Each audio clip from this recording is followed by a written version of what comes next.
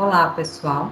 Eu sou Márcia Ortiz Maio Marques, pesquisadora no Instituto Agronômico, conhecido como IAC, que é um instituto de pesquisa da Secretaria de Agricultura e Abastecimento do Estado de São Paulo. Hoje eu estarei com vocês para falar um pouco, do que faço sobre o desenvolvimento de produtos a partir da biodiversidade brasileira. Mas antes eu gostaria de agradecer aos organizadores do 6º Congresso Brasileiro de Recursos Genéticos o gentil convite de participar no evento. Como é bem sabido por todos, nós temos uma rica biodiversidade, né? O Brasil, de acordo com a literatura, ele possui cerca de 22 a 24% de espécies de angiospermas do total que se estima existir no mundo. E é bem significativo, né? Que, por sua vez, poderiam ser fontes de matéria-prima para a indústria cosmética, a indústria de alimentos, a indústria de remédios. E com essa nossa mega diversidade, nós temos ainda o privilégio de sermos considerados assim os maiores em termos de diversidade vegetal do planeta. Então, vendo aqui o porquê disso, né, nós temos diversos biomas que compõem, então, a flora, falando na área vegetal, a flora do Brasil, é um país continental, né, e dá para entender o porquê que nós somos assim tão diversos, né, por ambientes tão diferenciados que nós temos aí, então, dentro desse contexto da nossa biodiversidade. Como eu disse anteriormente, essa nossa biodiversidade, ela tem potencial para desenvolvimento de vários produtos. E a grande questão que fica é justamente essa. Nós temos a maior diversidade vegetal do planeta. Como que esta diversidade pode reverter, vamos dizer assim, em desenvolvimento socioeconômico e, mais do que isso, de forma sustentável? Então, esse é o grande desafio que temos como sociedade e principalmente para a área científica, que seria agregar valor a essa biodiversidade, né? Tenho aqui trago para vocês um exemplo de alguns produtos que advêm da nossa biodiversidade, isso na área, vamos dizer, farmacêutica, que são produtos bem conhecidos, né, de todos vocês, a Cheflan, Sintocalme, que então já provém desses ativos que nós temos na nossa diversidade. Na sequência, o segundo exemplo é bem conhecido por todos, que é o açaí, considerado ouro de cor roxa da Amazônia, que tanto pode ser consumido e exportado principalmente in natura. Nós temos aqui as exportações praticamente do estado do Pará, que nós temos a América do Norte, nós temos Europa, nós temos Ásia, ou seja, o açaí está sendo exportado para todos os lugares. Só o mercado dos Estados Unidos, ele consome cerca de 40% da exportação do Pará, né? E nós temos ainda a possibilidade de ter produtos, e temos esses produtos na área de alimentos, na área de bebidas, fármacos, cosméticos, todos produzidos a partir do açaí. É uma cadeia importante, principalmente para a região norte, onde nós temos 25 mil empregos diretos e cerca de 40 milhões de receitas sob ponto de vista anual, né? Então, por isso é chamado ouro de cor roxa da Amazônia, faz sentido isso. Além desta diversidade para a área, vamos dizer assim, farmacêutica e também que seja de alimentos, nós temos também outro segmento bastante significativo, que é para a área cosmética, né? Temos mais alguns exemplos aqui, que nós temos o babaçu, o bacuri é de origem amazônica, jabuticaba, que todos conhecem bem, o buriti, a erva mate, né, que são todos produtos que, então, atendem já ao mercado nacional e internacional, né? Diante disso, como pesquisadora no Instituto Agronômico, eu fiquei justamente, ao longo desses anos, pensando como poderia contribuir também para essa nossa agregação de valor em relação à biodiversidade, à área vegetal, na verdade. Então, com isso, tenho trabalhado nos últimos anos com óleos essenciais de plantas nativas da flora nacional, né? O objetivo principal é o avanço de conhecimento da flora aromática, né, que nós temos, nativa, e sobre essa ótica, temos desenvolvido trabalhos da diversidade genética e química, domesticação, né, da espécie, porque uma vez que tenha potencial para uso econômico, nós temos o material nativo, tem que ser preservado, então o caminho seria cultivar. Então, por isso, o trabalho de domesticação. E isso certamente pensando, visando, né, principalmente contribuir para o uso sustentável, agregar valor às espécies e principalmente a conservação dessas espécies. Dentro desse contexto, eu comentei que atuo mais na área de óleos essenciais, nós temos aqui alguns dados de mercado, onde nós temos a indústria de fragrância, né? Óleo essencial pode ser usado para vários segmentos, mas dentre muitos, para a área de perfumaria, dita-se fragrâncias, né? E também para a área cosmética. O mercado mundial de fragrâncias movimenta cerca de 7 bilhões de euros, né, de acordo com os levantamentos. Sob o ponto de vista da IFRA, né, as vendas passam de 7 bilhões de euros, ou seja, nós estamos falando, se pensarmos em real, em valor de 33 bilhões de reais, isso ano. E dentro desse contexto, que também é muito importante, não é, da área científica, é que 8% do faturamento desse montante é destinado à pesquisa e desenvolvimento, né? Nós temos aqui um quadro bastante interessante também, onde mostra o Brasil dentro de um ranking, né, dos principais consumidores, né, enfim, do mercado de fragrância. Nós estamos em segundo lugar, né, com um montante, esses são dados de 2016, de 6 bilhões de dólares, ou seja, nós estamos em segundo lugar, sob esse ponto de vista do mercado de fragrância, só perdendo, né, esse ranking para os Estados Unidos. Na sequência, nós temos o terceiro lugar a Alemanha, quarto a França e quinto o Reino Unido. Para vocês entenderem o tamanho desse mercado. Pensando mais na indústria, então, nacional, nós temos aqui o panorama da indústria de higiene pessoal, perfumaria e cosmética, onde nós temos o ranking mundial, né, na área de beleza, o Brasil ocupa a quarta posição desse ranking. Nós temos, sob o ponto de vista de segmento, principalmente o segundo lugar, né, de desodorantes, perfumes, entra aqui os óleos essenciais e os produtos masculinos.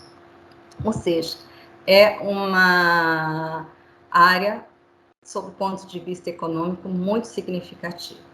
Bom, então entrando agora propriamente dentro do tema da minha palestra, eu tenho trabalhado junto com toda a equipe, né, do Instituto Agronômico e parceiros, mais com a biodiversidade da Mata Atlântica, né?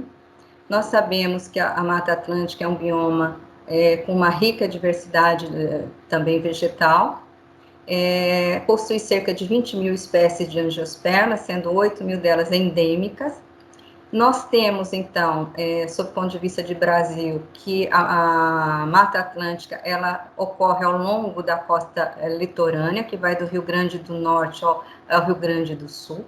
Temos aqui alguns exemplos já de produtos que são importantes, né, sob o ponto de vista de aproveitamento econômico, que nós temos aqui a pimenta rosa, cujo óleo essencial é anti-inflamatório.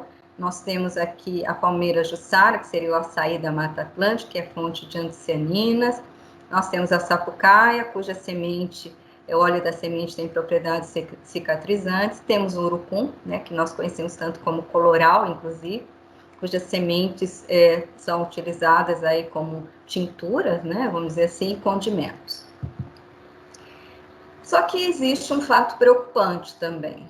Tanto o Cerrado como a Mata Atlântica, eles são considerados ou estão listados entre os 25 hotspots mundiais, ou seja, definidos como biomas de alta diversidade, associados a um alto índice de ameaça, né?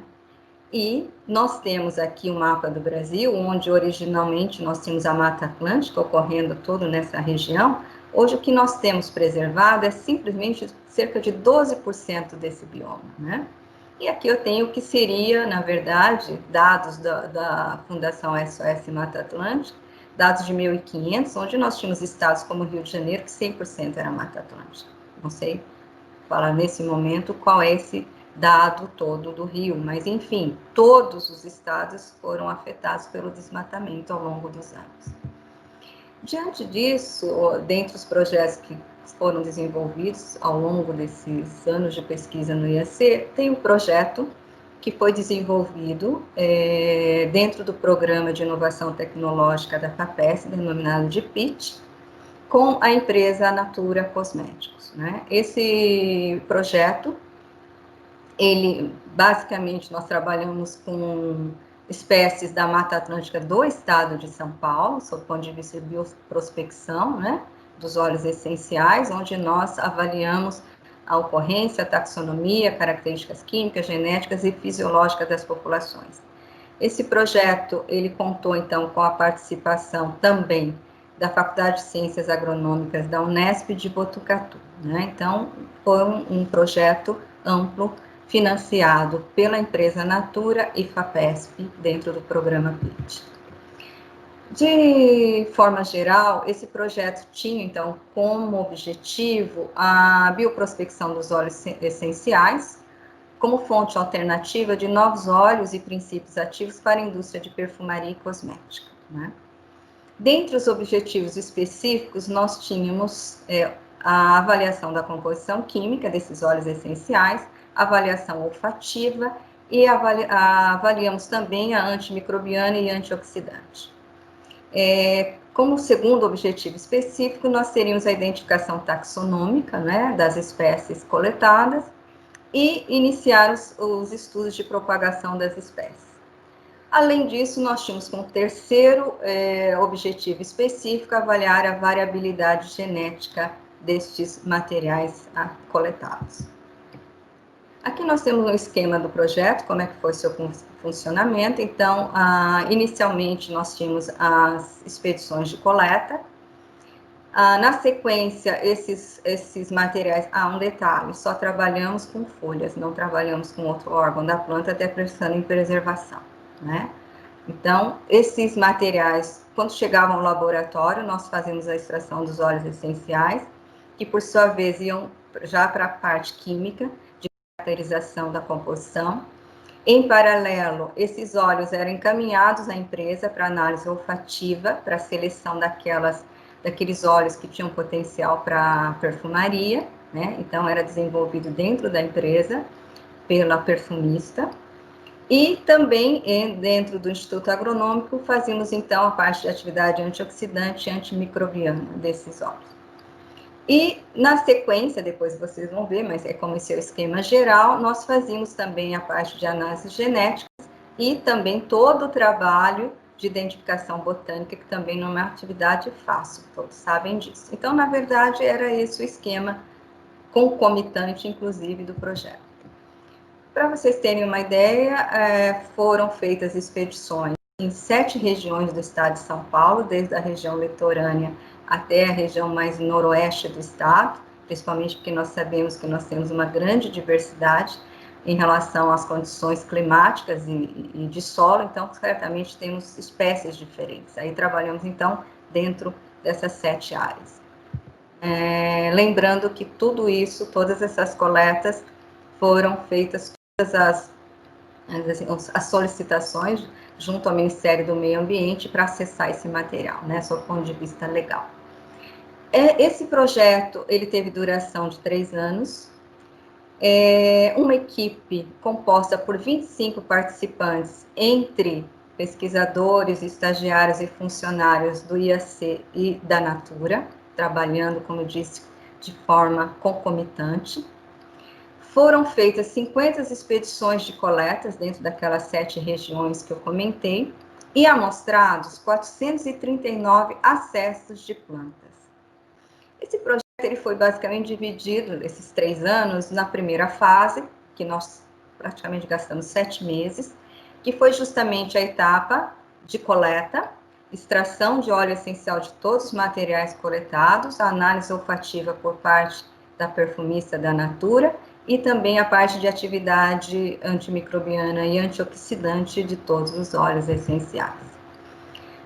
Feito isto, na primeira fase, foram selecionadas, então, aquelas espécies que tinham potencial para a indústria de perfumaria. Entramos na segunda fase do projeto, que aí sim trabalhamos especificamente com as espécies selecionadas. Então, fizemos a recoleta dessas espécies, de novo, nas 7 regiões, em diferentes épocas do ano, porque nós sabemos que a composição química é afetada dos óleos essenciais pelo fator ambiental, justamente para verificar qual seria a melhor época, vamos dizer assim, né, para a coleta desse material e qual seria o óleo desejado, e feita análise olfativa, sempre.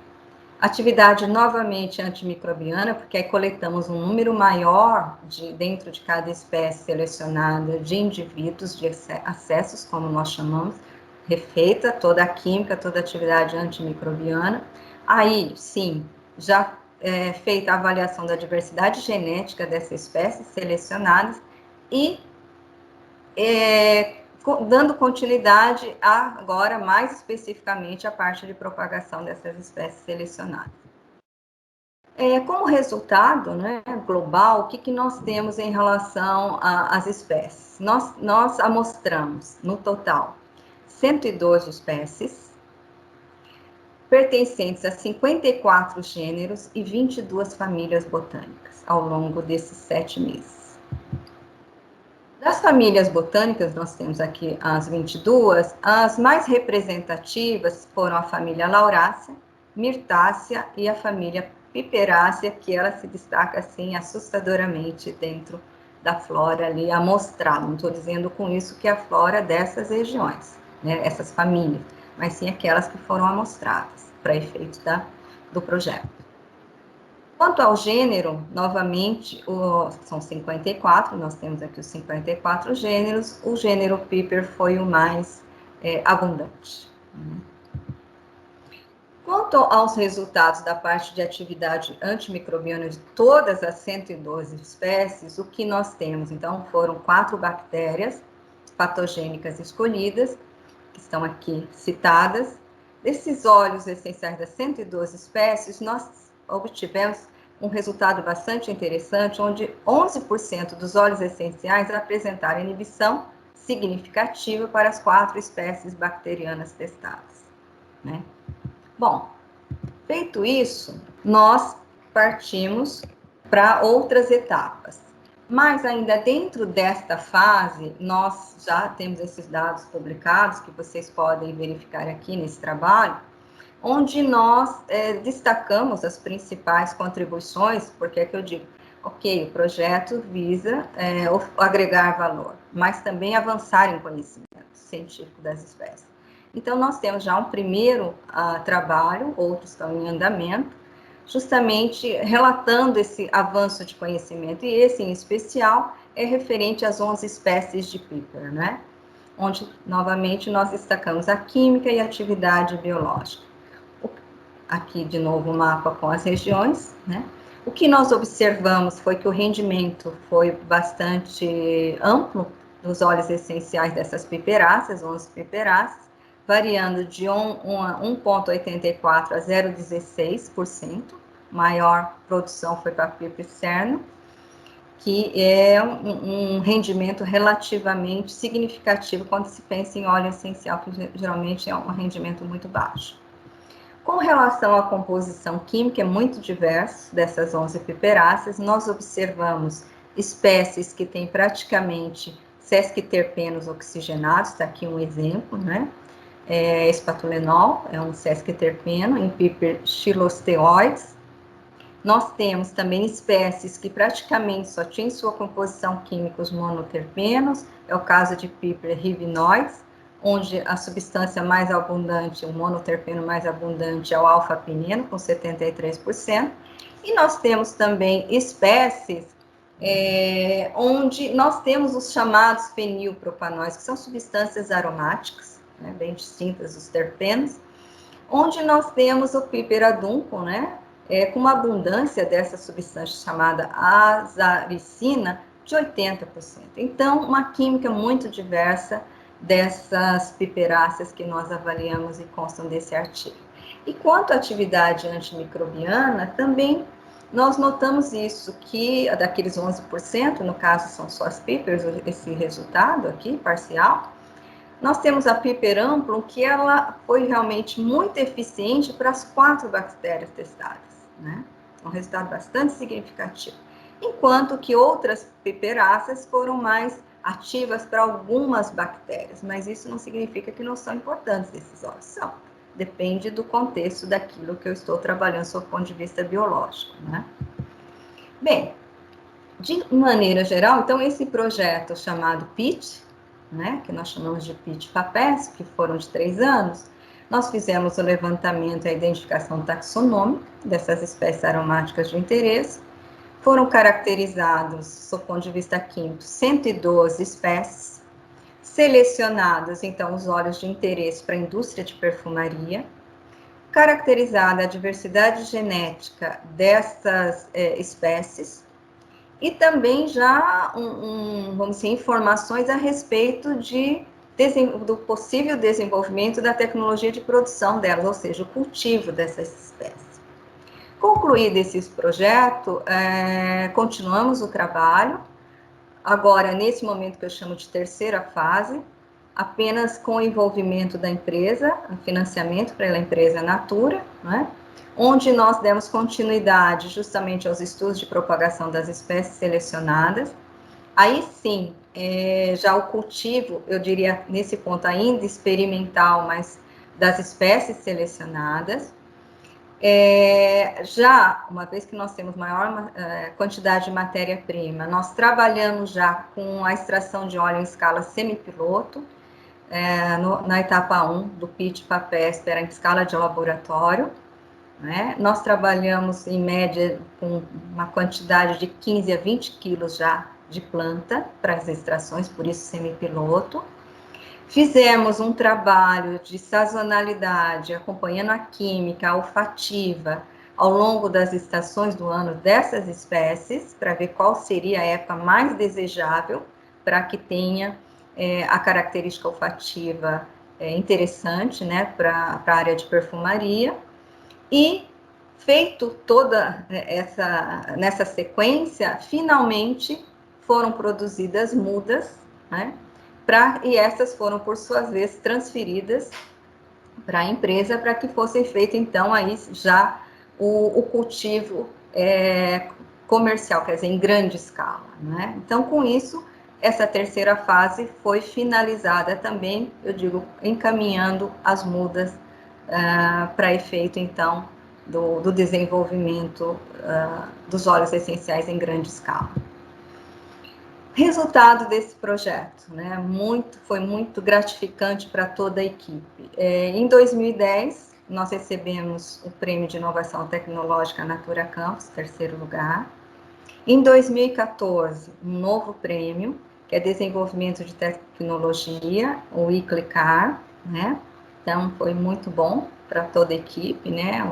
Ver todo esse resultado. E em 2018, nós tivemos também a grata satisfação de ver o lançamento dos perfumes, desses óleos essenciais. O primeiro deles, que é o Urbano Noite.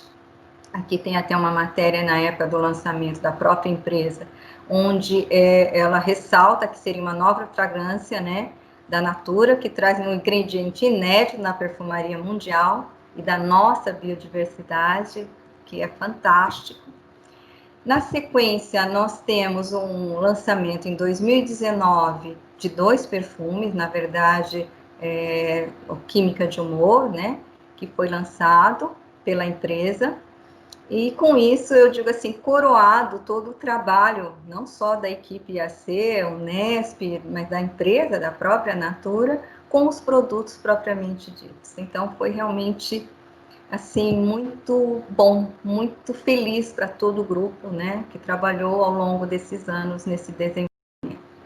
Com isso, eu gostaria de finalizar a minha fala e novamente agradecer aos organizadores do congresso, né, mais uma vez, a oportunidade de estar aqui com vocês, e certamente a toda a equipe de gestão de pesquisadores e funcionários da empresa Natura, do Instituto Agronômico, eu não coloquei o nome de todas as pessoas, foram 25, como eu disse, no total, mas a todos os integrantes da equipe do IAC e gestores também, porque é um projeto desse porte, como eu disse, a necessidade de você também elaborar contratos, enfim, toda a parte que eu diria mais administrativa, e tivemos todo o apoio institucional. A FAPESP, pela oportunidade, né, pelo apoio financeiro de desenvolvimento do projeto PIT, e também a Unesp, a nossa parceira nessa jornada. E, mais uma vez, encerro, então, de fato, a minha fala, deixo o meu contato, aqui vocês têm o meu e-mail, e estou à disposição a qualquer momento para sanar dúvidas, conversar, vocês visitarem o Instituto Agronômico. Muito obrigada por tudo.